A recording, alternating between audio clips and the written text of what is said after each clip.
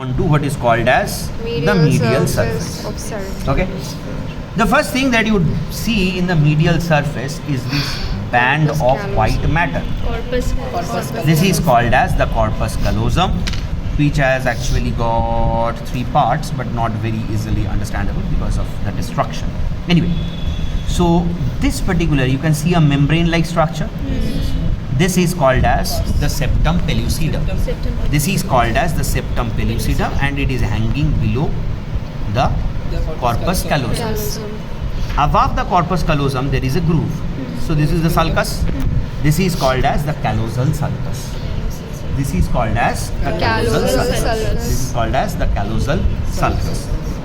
Above it you are getting this sulcus, right? This is called as the cingulate sulcus. This is called as the cingulate sulcus. So between this is called as the cingulate gyrus. This is called as the cingulate gyrus. Now, this was our central sulcus, which appeared on our medial surface. So around this there is a gyrus, this U-shaped gyrus. This particular gyrus is called as the paracentral lobule. This is referred to as the paracentral lobule. Primary function of this paracentral lobule is to control the micturition and defecation.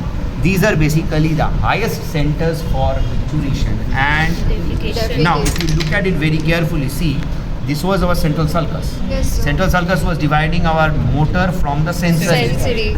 So here what is happening, this anterior portion is motor, this is sensory. Yeah. So paracentral lobule is basically having a motor part anteriorly and the sensory part posteriorly. posteriorly. So basically the posterior part responds to the sensation of micturition, the sensation for defecation, whereas this anterior part controls the muscles that are going to control Micturition and defecation. Clear? Yes. Now, this was our what? Occipital. This was the parieto-occipital. Behind this is our calcarine sulcus. This was extending on this surface as our post-calcarine sulcus like this. So if this is our calcarine sulcus, so see, anterior to this there is this square shaped thing, right? Yes, sir. This is called as the precuneus.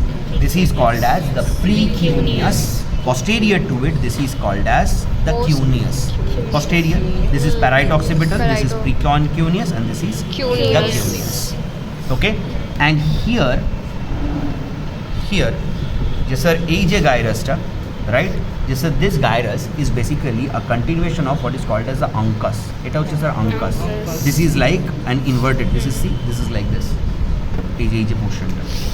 Okay, this is called as the uncus. So this goes posteriorly as your.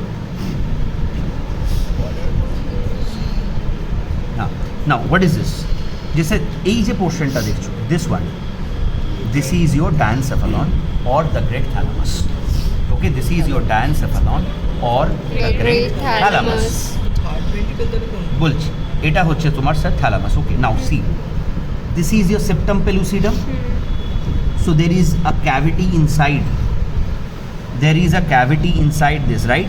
Yes, sir. Yes or no? Yes. So this is the cavity of your lateral ventricle. Okay, this is basically the cavity of the lateral ventricle. So the cavity of the lateral ventricle is guarded superiorly by Corpus callosum. corpus callosum. Now, if this is my diencephalon, third ventricle is a particular structure which is between the two diencephalons. That means the two thalamus.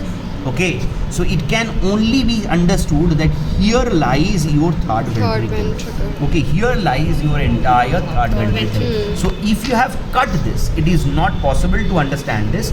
But if you keep these two together, then in the central part, the cavity that will be present. See, now in the central portion, you can understand that there should be a cavity that should be present. Yes. So that particular cavity will be your lateral ventricle. Third That will be your third ventricle. ventricle. That will be your third Third ventricle. ventricle. Okay, but otherwise this particular cavity is that of the Lateral ventricle. Okay.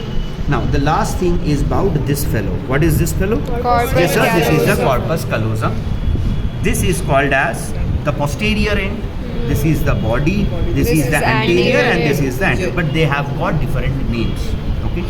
So anterior most part, which is like a beak, B-E-A-K. Beak means the beak of a bird, Bird. also called as the rostrum.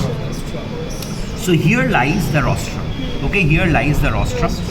Then anterior to the rostrum, that means continuing with the rostrum, this portion is called as the genu.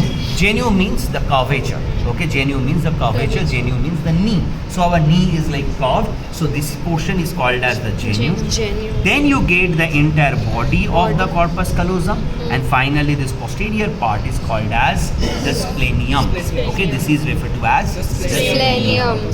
So rostrum, Rostrum, genu, body, and the splenium.